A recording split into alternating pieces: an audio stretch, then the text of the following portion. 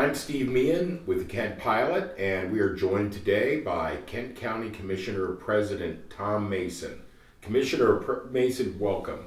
Thank you. You and your fellow commissioners have had quite a year in 2020. The COVID-19 came in beginning of the year, and what has that meant to your government operations? Well, it's as many of you know. It's made our government operations different.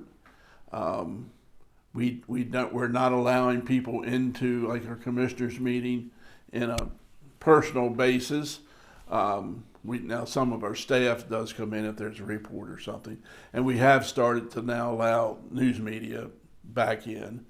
But it's been different how we do everything, and even meetings like a planning and zoning. I sit on the planning and zoning board as an ex officio member, as a county commissioner, and that's all being done virtually. Either call it on the phone, or you can do Zoom.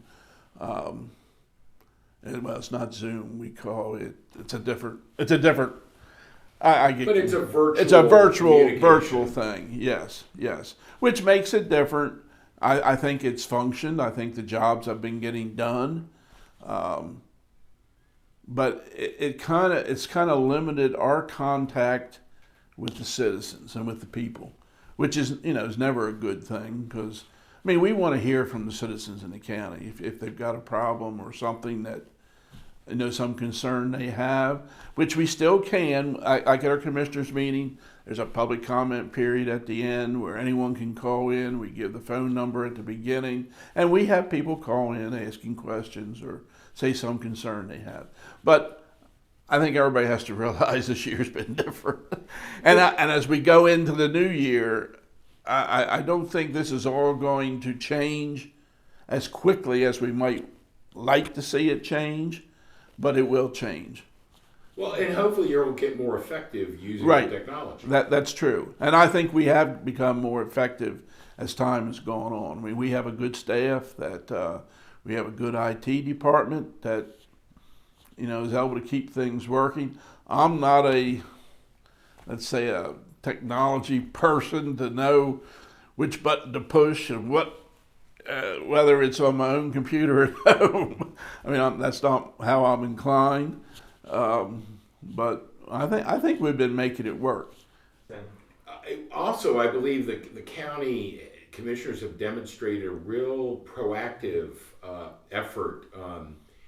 You addressed concerns of property owners with where the county, you suspended the annual tax sale, you suspended interest for a period of time. Yes. You've also been very proactive with local businesses with the county's resources and other resources. Why don't you talk about that sort of effort? Well, we have mentioned a couple of those, and one of the most recent ones is where if you there's property tax relief, where if you make we just raised it less than $35,000. This is for the senior citizens. Well, less than you have to be 60 or older, and if you make less than $35,000, you can request that your property taxes be forgiven.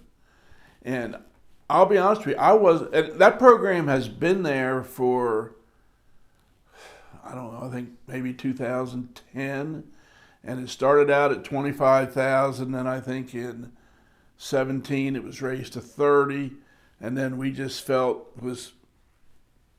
it should go up a little bit more, so we raised it to 35. But we really feel it can help our senior citizens, say those on water and sewer, because our water and sewer bills have gone up. Well, this can give them some relief there. But we have citizens in this. There was a lady at our church that I had said something to, and after I knew about the program, I mentioned it to her, and she says, "That's right where I am. I don't make that." She's a retired, elderly lady. She's lost her husband. So for someone like that, that's tremendous, I think. And we don't really know. I think last year it was about 156,000 that it cost the county. We don't know. We don't know how much it'll cost us. We know when you increase that level of income to 35,000, and plus also as we've tried to get it out more so more people know about it. But if it costs, I still think it's a good program. And there's a cost benefit. there's a cost benefit for it. Right. Sometimes has to outweigh our need to save money or right.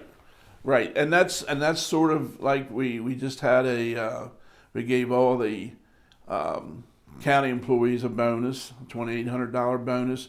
We did not have a cost of living raise this spring for anyone. We were being extremely cautious, not knowing how this COVID was going to affect our incomes. I mean, the money that the county gets from the state. We didn't know if people, when they came up to pay their property taxes, they would say, well, I just don't have enough money to pay them right now. We'll put them off for 3 months or 4 months. We did not see a lot of that happening. So we felt we're really appreciate the employees that the county has, and everyone in the county should appreciate them. They've really kicked in this year. Yes, I mean they stick there, they stayed there, and so I mean we just felt they deserved that bonus, and some of that came from the coronavirus relief fund, and part of it came. But we had savings in the county this year, like with Parks and Recs, never really opened up, so you didn't have pool attendance. You weren't lining fields for Little League or anything like that because these events weren't happening, and so there were some savings there. We also were looking very closely if a position was open in one of our departments,